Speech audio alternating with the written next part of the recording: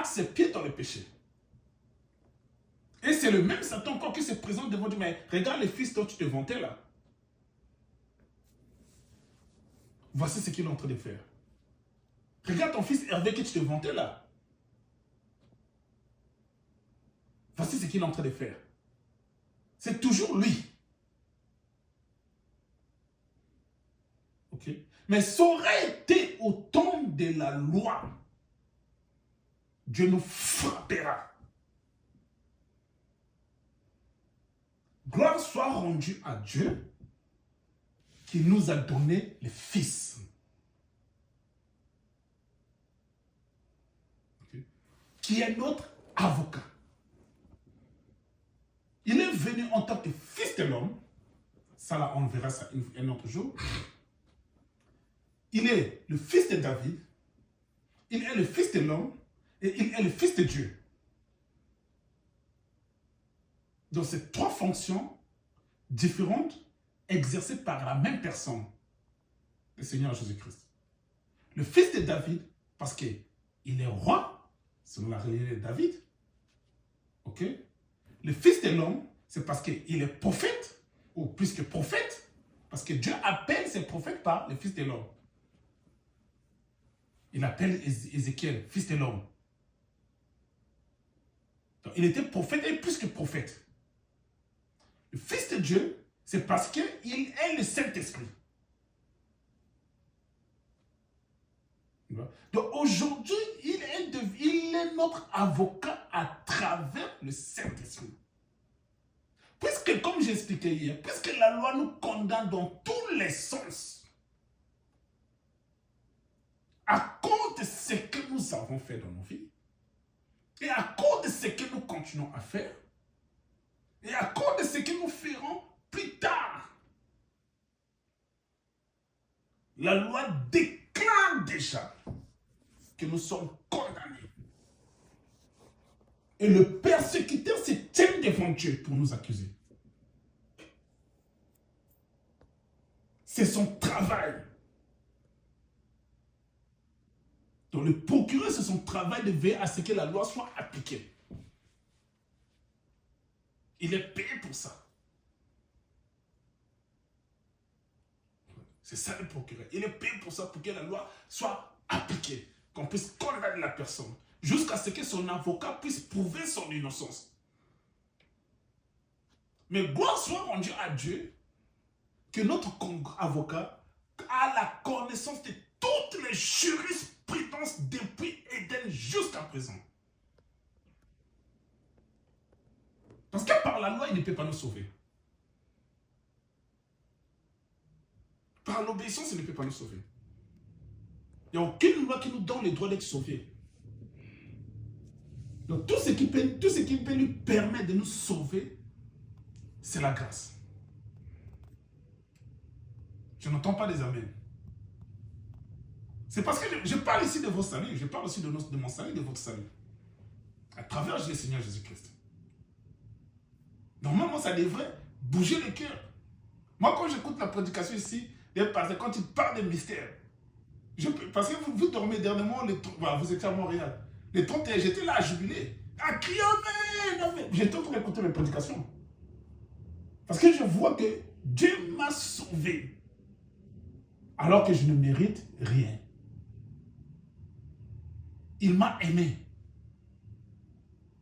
Il m'a choisi. Il m'a sauvé. Moi, homme né dans le péché, conçu dans l'iniquité, venant au monde, commençant déjà à mentir, parfois colérique. Vous voyez? Mais il a vu tout cet état-là, d'un homme dans la boue, destiné à l'enfer, destiné pour aller à l'enfer. Vous voyez? Il a ramassé. Il a dit non, tu n'es pas comme ça. Les royaumes des cieux, c'est une promesse extraordinaire. Le jugement de Dieu, il n'y a pas de recours. Ici, sur les tribunaux terrestres, s'il y a des recours, il y a des recours, on peut te dire que non, on déclare que non, tu es condamné à mort, mais tu attends toujours pour faire un recours. Donc tu peux aller voir ton avocat pour chercher à justifier ton innocence. Si les 30 jours là passent, dépassent pas, on t'envoie en prison. Jusqu'à ce que tu prouves ton innocence. Mais tel que nous sommes là, il y a des caméras invisibles qui sont en train de filmer nos actes, même dans les moindres détails. Dans le jour du jugement, un écran apparaîtra et ça va faire défiler notre vie. On est dans les maisons, il n'y a aucune caméra ici visible. Mais dans l'image, ce sont des dimensions. Je crois que les hommes, c'est la 3e dimension, je crois. Donc il y a des photons ici. Hein, ce qui permet à ce que nous puissions voir les images qui sont de l'autre côté. Donc tel que nous sommes là, il y a des images qui sont en train de traverser. Vous voyez? Donc et ça, ce mur-là, c'est un obstacle pour nous qui vivons dans cette dimension. Mais ce n'est pas un obstacle pour des ondes, comme des ondes sonores. Ce n'est pas un obstacle pour la chaleur. C'est un obstacle pour l'autre là, la matière. Oui. Mais ce n'est pas un obstacle pour les ondes. Oui. Donc, tel que nous sommes là dans une autre dimension, il y a des ondes, il y a des images qui sont en train de circuler là. Donc, il y a des caméras qui sont en train de filmer nos actions, de telle sorte que le jour du jugement, notre vie sera défilée devant nous. Donc, on ne peut jamais, en aucun cas, prouver notre innocence devant Dieu. Parce qu'on est coupable. Et il n'y a pas de recours devant le tribunal de Dieu. Si la personne est condamnée, il n'y a pas question que non, je vais faire un recours. Non, il n'y en a pas. Ici même, quand on conduit, si un policier, tu commets une erreur, un policier t'arrête, il te donne une contravention et il te dit, monsieur, vous avez 15 jours pour aller contester. Il n'y a pas de contestation. Tu vas contester, on est en train de voir ce que tu es en train de commettre. Personne n'a fait ça à ta place. Et c'est une question de la destinée éternelle. C'est une question du royaume de Dieu. C'est quelque chose qui doit interpeller les consciences de chaque individu sur terre. C'est ça le souci de l'homme. C'est la raison pour laquelle l'homme cherche toujours à savoir qu'est-ce qui va lui arriver après sa mort. Parce que sa propre conscience lui témoigne que non, cette vie-là, ce sera un jour, mais qu'est-ce qui va lui devenir, qu'est-ce qui va devenir après sa mort? Donc, au-delà de cette vie, il y a quelque chose d'autre. Et à la recherche de cet inconnu, qu'il ne maîtrise pas, il va aller se faire lui-même des dieux. Raison pour laquelle nous voyons des idolâtries. Il va aller faire lui-même des dieux. Et dans l'espérance que non, après ça, ce Dieu-là a une place quelque part pour lui après sa mort. Parce que son cœur témoigne que dans cette vie-là, après ça, il doit avoir une vie quelque part. C'est comme un voyage, c'est comme si on est venu ici sur terre comme étant des pèlerins. Et qu'on passera, on laissera cette terre. Mais qu'est-ce va devenir? C'est quoi le devenir du lendemain? Qu'est-ce que nous allons devenir si nous quittons cette terre un jour? Vous voyez? Donc, il est question de la destinée éternelle, de la vie éternelle. Où irons-nous? C'est la raison pour laquelle hier je parlais qu'il faut avoir un meilleur avocat qui sera capable de t'acquitter, de faire en sorte que le juge t'acquitte devant ce jour-là. Et ce procès-là, le procès des enfants de Dieu, qui ont le Saint-Esprit, ça se passe lorsqu'ils sont sur terre.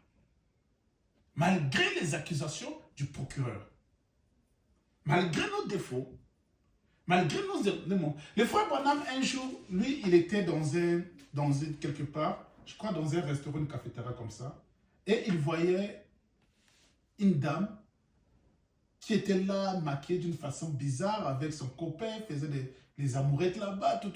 Et maintenant, lui, ça l'énervait. Il était tellement en colère avec le comportement de la jeune dame.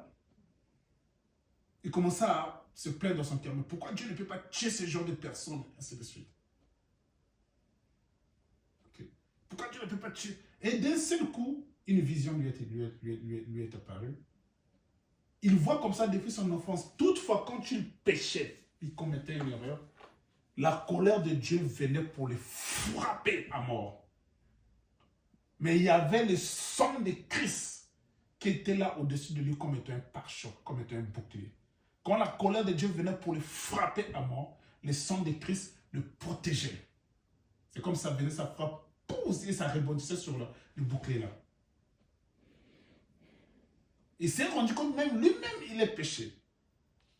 Après, Dieu lui dit, mais tu es en train de condamner cette pauvre dame. Mais regarde toi-même. Il s'est mis à pleurer. Il dit, va chez la dame là pour prier pour elle. Et une autre vision est apparue. Cette dame en question, c'était l'enfant d'un pasteur. C'était la fille d'un pasteur. Elle était jeune. Lorsqu'elle était jeune, son papa l'emmène à l'église, ainsi de suite. Et après, il y a eu divorce de son père et de sa maman, ainsi de suite. Et jusqu'à ce que la famille n'allait plus bien. Elle s'est retrouvée dans la prostitution, elle s'est retrouvée dans l'alcool, elle s'est retrouvée dans la cigarette, jusqu'à ce qu'elle s'est retrouvée ce qu'elle était devenue. Et quand le frère Branham est venu, il s'est excusé auprès de la dame en question. Okay. Et il a parlé de la vision. Et la dame en question aussi a commencé à pleurer. Et il a prié pour cette dame-là. La dame-là a donné sa vie à Christ. Ouais. Donc, il est question que la personne puisse faire un choix d'un avocat qui sera capable de protéger, de le défendre contre les accusations de Satan. Parce que les accusations de Satan, c'est pour emmener. Satan veut rompre. Il ne veut pas aller seul en enfer. Il veut partir avec le maximum de gens possibles. Remarquez, si vous avez eu le temps de lire dans le livre de l'Apocalypse, vous allez vous rendre compte que les dragons, avec sa queue, il était capable de balayer les 2/3 de la terre. Les 2/3 du monde. Oui. Donc, elle a son but, c'est d'emmener le maximum de gens en enfer. Alors, si quelqu'un va aller prendre un avocat chez le musulman, il faudra que, je ne sais pas, Mahomet soit capable de défendre. Si quelqu'un va aller prendre un avocat chez le bouddhiste, il faudra que Bouddha soit capable de défendre. Si quelqu'un va aller prendre un avocat chez les hindous là-bas, il faudrait que, je ne sais pas, Krishna ou leur Dieu là-bas soit capable de défendre. Oui. Si quelqu'un va aller prendre un avocat ailleurs, ou bien dans ses plaisirs du monde, il faudra que c'est le Dieu de ce monde, de cet âge mauvais, soit capable de le défendre. Mais si quelqu'un va aller prendre un avocat, qui est le Seigneur Jésus-Christ, il est acquitté d'office. Prendre un avocat comme Seigneur, le Seigneur Jésus-Christ, comme avocat, il est juste question de s'abandonner à lui. De donner sa vie au Seigneur Jésus-Christ. Il n'y a pas de moyen. Oui. Il n'y a pas de moyen, il n'y a pas trois moyens. Si ce n'est que de l'accepter comme étant son Seigneur et son Sauveur. Comme j'expliquais hier. Que d'autres personnes acceptent Jésus comme étant leur Sauveur, mais ils n'arrivent pas à accepter Jésus comme étant leur Seigneur. Ils ne veulent pas que Jésus soit leur Seigneur. Ils veulent tout simplement que Jésus soit leur Sauveur. C'est ça la vie de votre personne. Quand on parlera, par exemple, des filles, on parlera de l'alcool. Ils sont là. Mais quand les problèmes arrivent, oh Seigneur, oh, c'est là qu'ils cherchent Jésus comme étant leur Sauveur. Jésus et d'autres personnes comme, oh non, maintenant je vais commencer maintenant à aller prier. J'ai vu comme une fille là qui a tellement gâté ses relations, cherchant le mariage, elle a tellement gâté ses relations, elle a gâté ses relations. À un moment donné, elle est restée comme dit, ah, mais je pense que je dois commencer à travailler, à prier. Pourquoi? Parce que j'ai tellement gâté mes relations. Oui. Et elle a commencé à aller à l'église. C'est parce qu'elle ne cherche pas à ce que Jésus soit son Seigneur. Elle veut juste que Jésus soit son Sauveur. Même un plus grand criminel du monde, il ne veut pas abandonner ses crimes, mais il veut tout simplement que Jésus le sauve. Et même les rois d'Israël, on a vu des rois en Israël qui ne voulaient pas que l'Éternel soit leur Seigneur. Ils voulaient tout simplement que l'Éternel soit leur sauveur. Et qui sont morts, même dans l'idolâtrie. Quand ils avaient des problèmes, ils criaient à Dieu. Et quand le problème est résolu, ils revenaient à leur idolâtrie. Vous voyez? Donc c'est ça le problème de l'humanité. On est en face ici d'un procureur terrible. Nous vivons. Mais le jour que cela arrivera, il n'y a pas de recours. Il n'y a pas de recours devant la justice de Dieu. On doit s'assurer qu'on a le Saint-Esprit. Est-ce qu'il y a une question? On va prier. Tu peux terminer.